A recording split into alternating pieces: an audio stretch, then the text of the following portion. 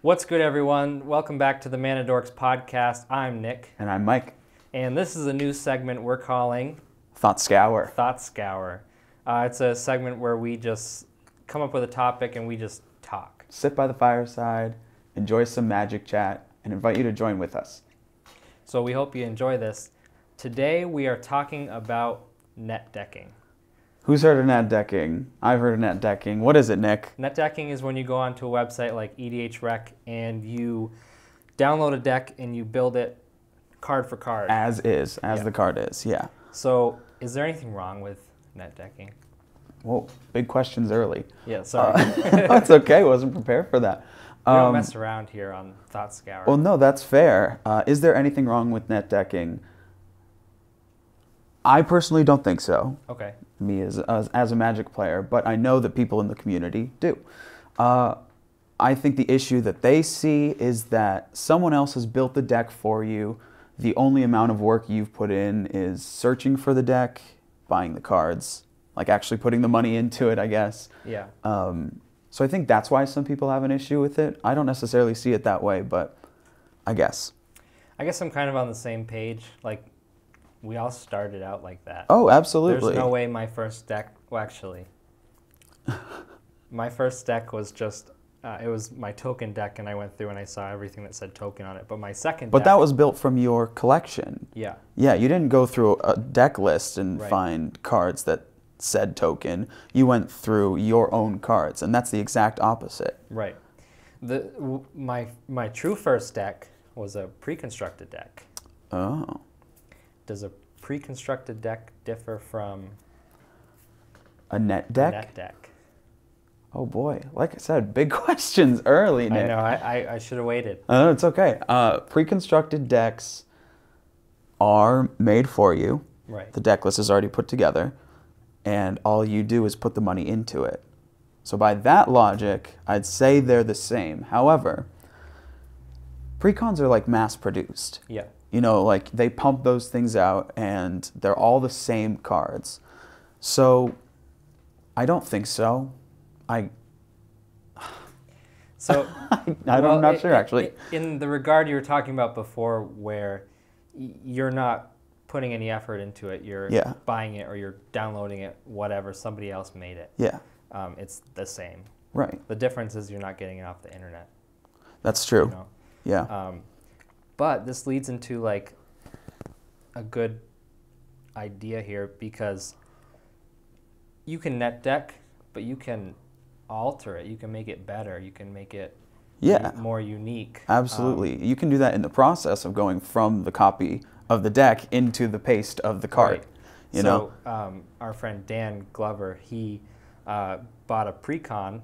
What was the commander of the elf? Oh, Lathril, Blade of Elves or something Whatever like that. The newest one Kaldheim from is. Kaldheim. But he took that, and it was already a pretty okay deck. That's a sweet deck. Yeah.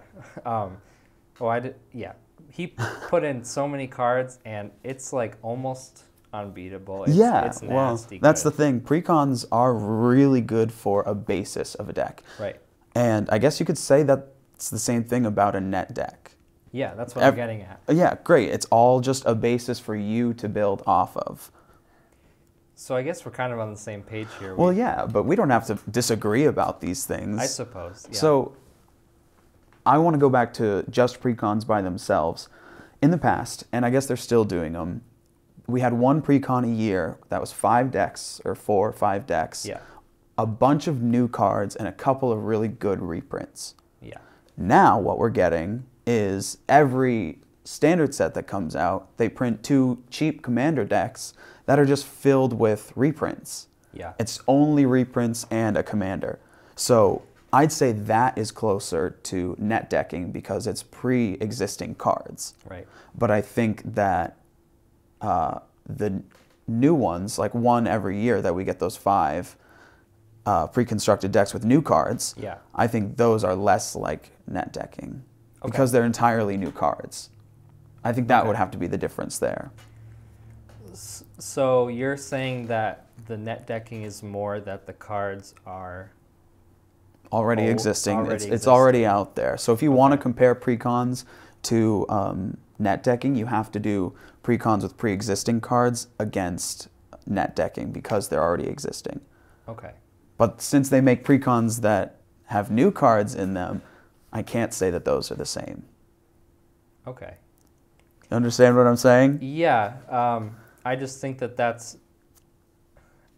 something that's not even on my map of thinking. That wasn't a consideration for you? Right, because going back to our original point is you didn't put any effort into getting the deck. I was thinking more about the cards rather than the deck building. Yeah. I haven't seen any complaints per se that relate to that notion. Yeah. But I've seen a lot about, like, you didn't build the deck, you copied it, you're a copier. But that's fair. But Wizards of the Coast is doing the copying for you with the pre-constructed decks. That's true. I guess I'm here to push for the precons. Yes. Yeah, well, precons are sweet. Yeah, and going back to another point, I know we're jumping around a lot here, but it's a basis for you. It's something that you can build off of because they're already good decks. They're already put together. Because, be honest with me, was Riz, when you first built that token deck, was it a good deck? No, it was not. And why not? Because I didn't know what I was doing. You didn't know what you're doing. It's your first deck, so you put it together, and then you could get discouraged that you keep losing because you built a bad deck. Right. And I guess we're talking about newer players here, but you can't expect a new player to have a good, decent knowledge of Magic cards to put a good deck together. Right. So. And even now, when I build a deck, I put cards in it, and you're like, well, this card is the same thing, but strictly better. Strictly better cards, yeah. Always be on the lookout for those. But, like, Crewfix, when I built my Crewfix deck, most of that was net decked. Okay. But not from one deck list. I looked at like 15 different deck lists and found the cards that I liked the best. Is that net decking?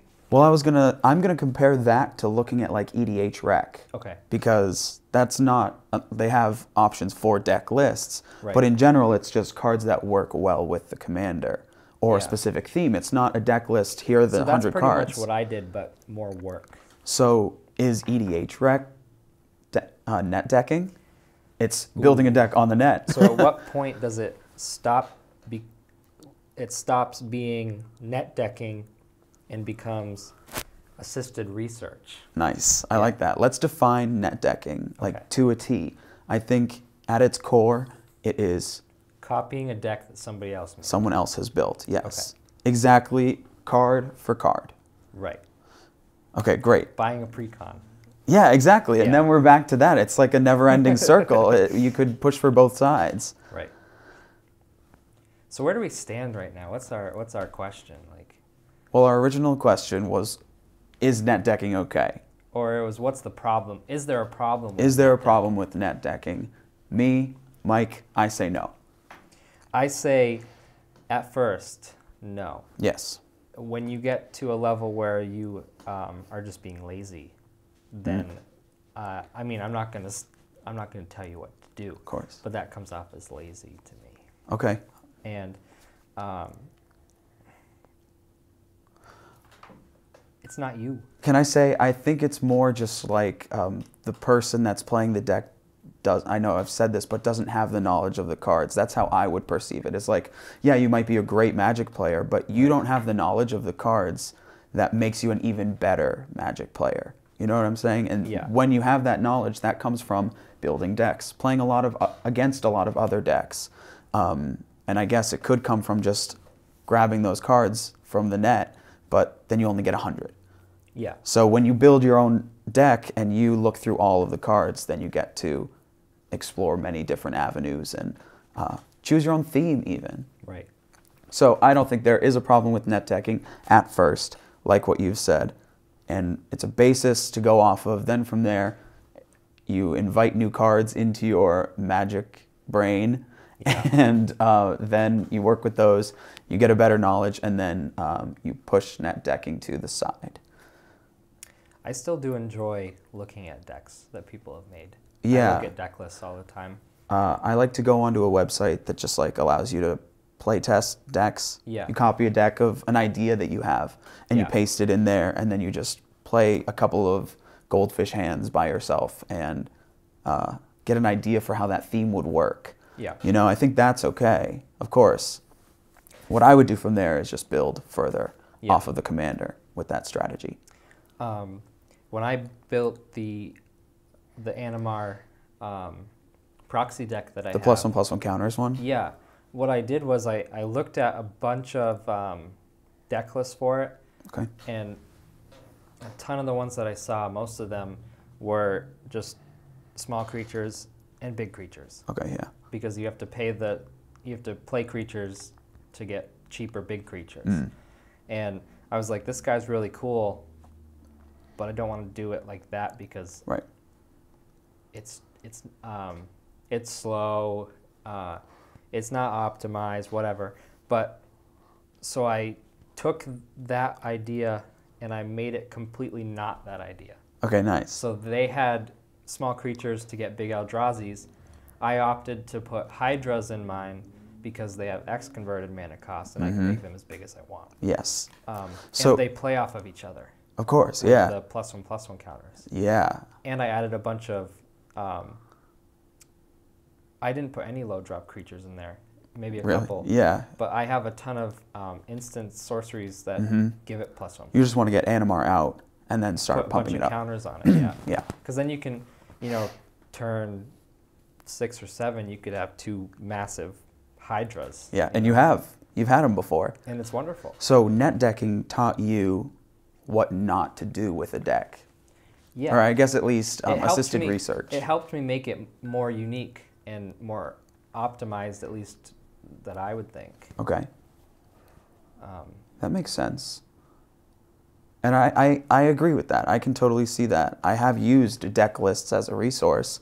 Yeah. But I've been like, why did you put that card in there? And I would replace it with this one. And then that's where it starts to mold. And that's the difference between net decking.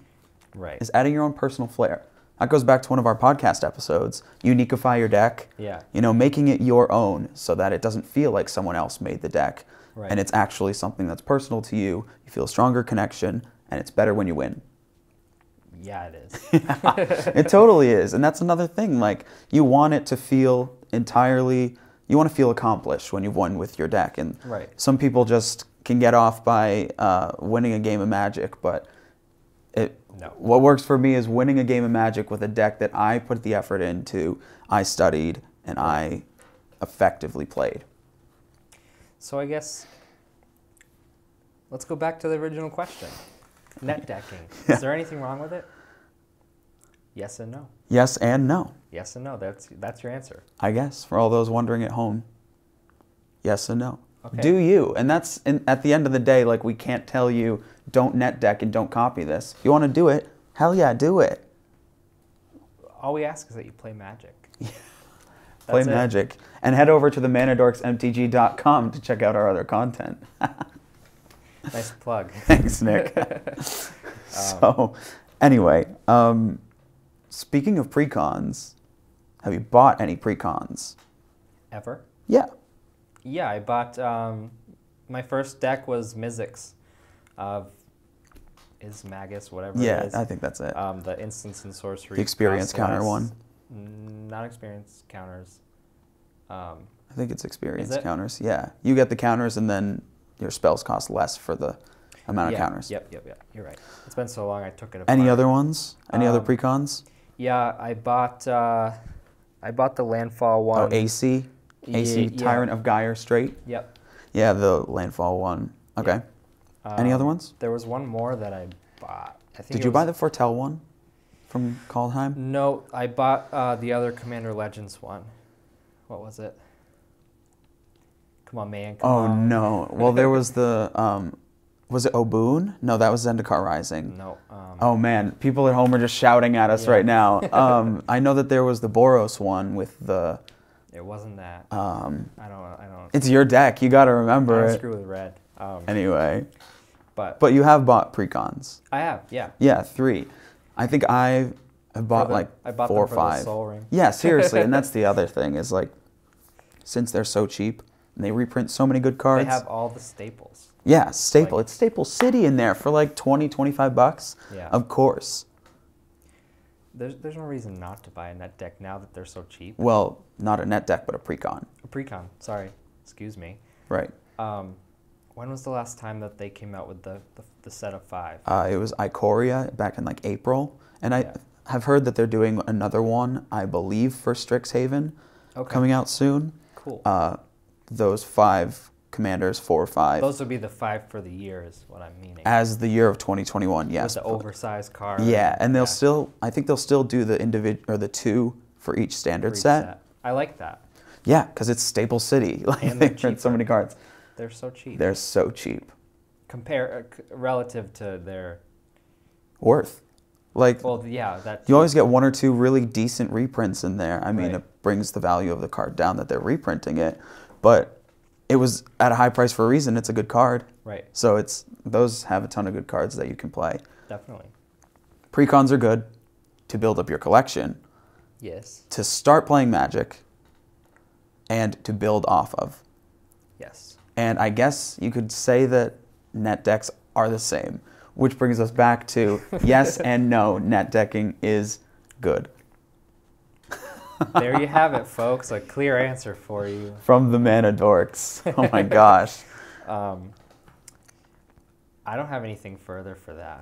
I think we've exhausted the point. I think we just keep saying the same thing. Man, if we touched on anything that hits home to you, comment below. Let us know how you feel about net decking. Should people be able to copy deck lists, play that deck as is? Or do they have to build on it? Build their own deck entirely? Whatever you think. Let us know below. Thanks for watching, guys. If you liked what you saw here, let us know. And like, comment, subscribe, everything. Hit that bell. Ding. Ding, ding, ding. And we'll see you next time. Catch you there.